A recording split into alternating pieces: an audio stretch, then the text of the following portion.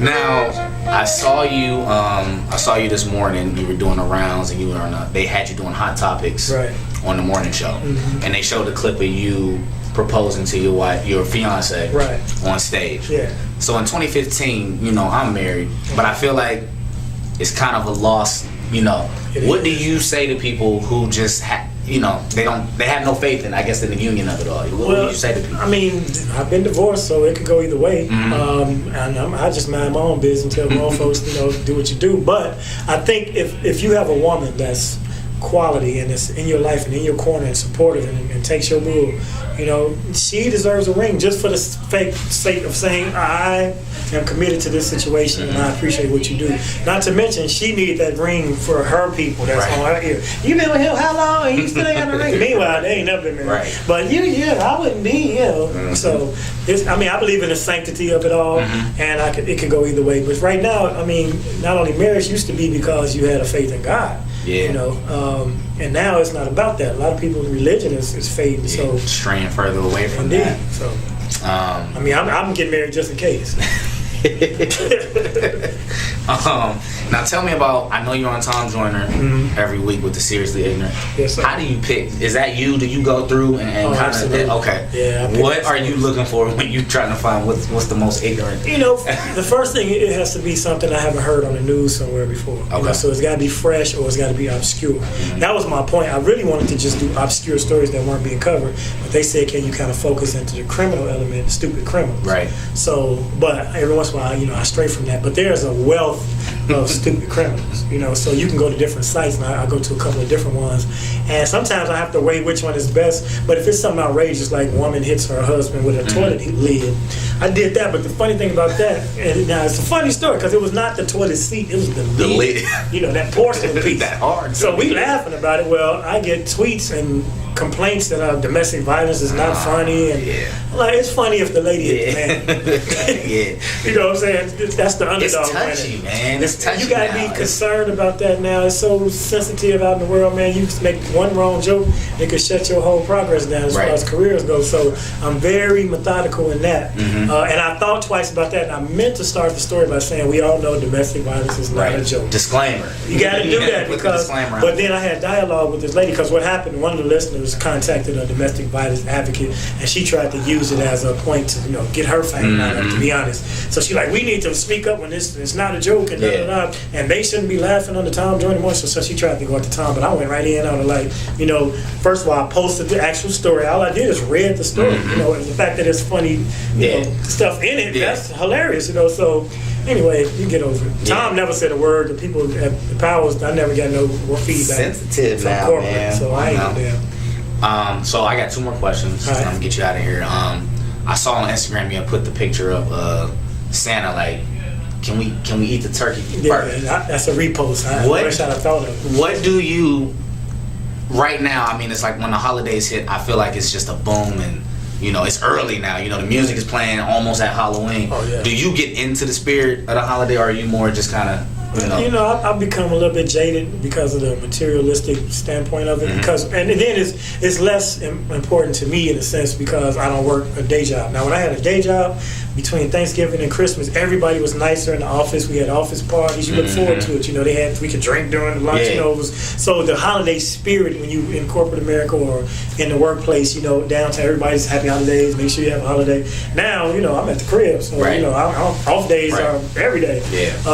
And then my son is grown, so if I had young children, I think for that point alone, we should try to keep the holiday holidays. But my son now, he's like, well, Santa is a concoction of Coca-Cola. They created him in he's an African. My son, he's an activist. He's going ham. Tell you, Damon AF. That Damon AF. I saw a couple pictures. I see it. Yeah, he going ham. And actually, man, my kids, my stepdaughter, his sister, they've been so instrumental in this social activism that they were going to Ferguson. They shot a documentary. They were doing back and forth during the whole time the tear gas and all that.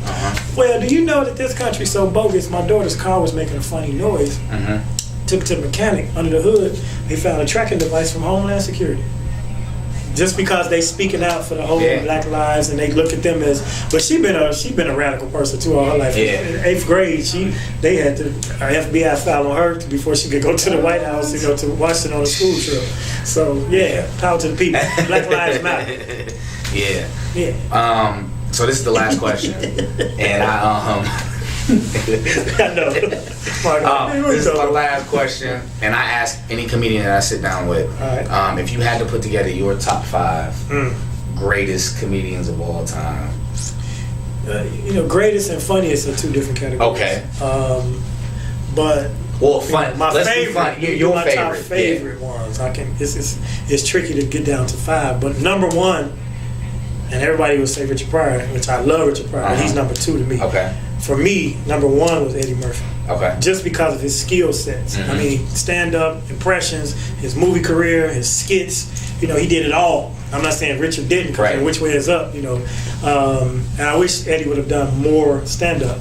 But then Pryor, of course, he's the benchmark. Right. And growing up on Pryor and listening to it, because with Pryor, we had more of your imagination involved, because you had to hear it. Listen. You know what I'm saying? So you could see the characters. He painted rich levels. Then after that, Chris Rock is really one of my favorites, just because he keeps coming up with specials, and he's putting in the work. And then it gets tricky. It could be George Carlin, just because of his volume of work, even though he didn't really make me laugh as hard. Okay. One dude that's really funny right now that people might be sleep on is Bill Burr. Oh yeah. This dude is a beast. He did work with Chappelle on. But his stand-up. I like his. He commits to a bit. If he takes a topic, he gonna walk that bit all the way through. Louis C.K., Mark Gregory, Dick Gregory, D.L. Hughley, and of course Bernie Mac. So all these people are some of my favorites. I'm proud of what Kevin Hart is doing. The way he's taking the game to another level. So he's that new millennial Murphy, so to speak. He's showing that now it can go from here to one guy selling out a football field, and doing the film. We'll see what his body of work is in the end, but. Murphy made me laugh the hardest because I saw him live in his prime twice. Okay. And that's why I have a hashtag, Hurt Your Face Funny, because I said that man made my face hurt, and I want to do Hurt Your Face Funny comedy. So you think he'll ever come back? You think I hear it every now and again? Yeah. But see, it's tricky because when you're on that level, every time you go up, people want you to be that dude. So when you get a chance to be fallible, and nowadays work on it. They waiting for you to, anything short of amazing. Right. And it's the people in the back of the corner, filming it, and so you can't even take a joke from here to there to there. And it takes time. That's why his thing is, he don't need to do it. But I'm sure he loves doing it. He still comes to all the comedy clubs in L.A. He loves stand-up. And he showed us a little bit of it. Because he did a few minutes in the Laugh Factory, they said, and they made everybody turn their phones off and all that. Okay. And then he got his Kennedy Center Award, and he did the joke about Bill Cosby. Oh, right. And that was the first time we've seen him try to be funny on the mic. And I think, I know he had to be like, that felt good. I still got it. So, but Murphy, let me tell you about this. I wish somebody would get this to him. He could come back and do a tour and say, I'm doing all the jokes from Delirious. Or I'm doing the Raw live, and people will go and laugh. I mean, that could get his feet wet, and get him back into it. So I'm gonna try to see if somebody can just figure that out. Like Jay-Z said, I'm gonna do the whole Black Album. You going to see that? Go see it. You know the songs, but you're gonna go see it. So, and that way, then he could stick a little material in there, or he could bring out the Eddie Murphy Presents, and he could host it. That way, as he's hosting, there's no pressure on him hosting, and he bring up these are some of my favorite cats I like. Bam! And after he come off stage, he gonna improvise on what right. Those are the ways. So like somebody he should do Eddie Murphy Presents, man. And my favorite comics. Damon. For real. Another comic, very funny, Tony Roberts. Hilarious dude. Hilarious dude. But it's a lot on our level. Laverne Crawford and, some more is a beast because her work ethic is so strong. I like Ellen DeGeneres. So, it's hard to narrow it down to your Mount Rushmore comedy. But if I had to, it'd be Murphy, Pryor, Rock, Carlin, Williams. Okay. I was with Lavelle. I had him down maybe like a month ago. He was in Columbus, and before the camera even started, I couldn't stop laughing. He said, Lavelle funny all day. But that's a mechanism he developed as a child. Because he's been used to offsetting the fat jokes. So he's like, I got a joke on you. You can't say nothing funny, wrong, cross, insinuate Lavelle and jump on you quick, dude. So but he's brilliant at it. Okay. Yeah, he's one of the funniest too.